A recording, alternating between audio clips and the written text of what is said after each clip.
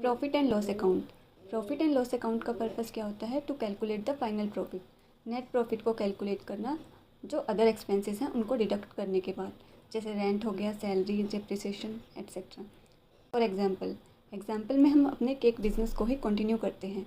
आपका gross profit है 400 और आपने 100 रुपीज़ इंटरनेट बिल्स के लिए पे किए हैं ताकि आप ऑनलाइन ऑर्डर ले सकें, और आपने 50 रुपीज़ कमीशन अर्न की है अपनी फ्रेंड की बेकरी की प्रमोशन करने में।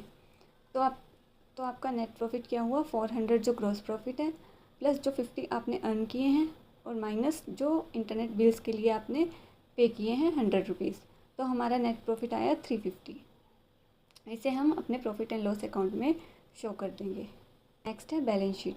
बैलेंस शीट का पर्पस होता है कंपनी की फाइनेंशियल पोजीशन को शो करना।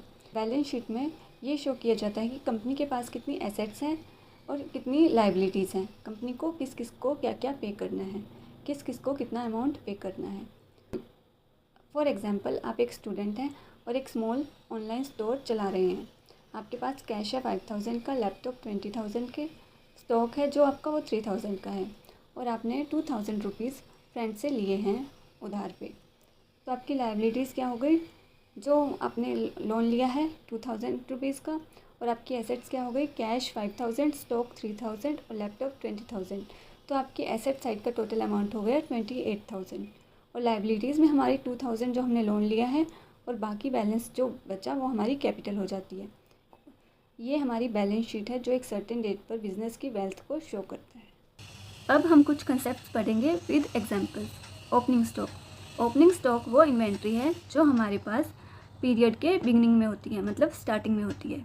फॉर एग्जांपल, आपके पास 10 बुक्स बची हैं लास्ट मंथ की ऑनलाइन सेल से, तो ये हमारा इस मंथ का ओपनिंग स्टॉक है। परचेजेस वो गुड्स होते हैं जो आपने ख़रीदे हैं बेचने के लिए। फॉर एग्जांपल, आपने 50 न्यू बुक्स ख़रीदी हैं अपने स्टोर के लिए, ये आपकी परचेजेस हैं। सेल्स वो गुड्स होते हैं जो हम कस्टमर्स को सेल करते हैं। फॉर एग्जांपल, आपने 40 बुक्स सेल की हैं ड्यूरिंग द मंथ, ये आपकी सेल्स हैं। डायरेक्ट एक्सपेंसेस, जो एक्सपेंसेस डायरेक्टली प्रोडक्शन या परचेज ऑफ गुड्स से रिलेटेड होते हैं, तो हम उन्हें डायरेक्ट एक्सपेंसेस कहते हैं।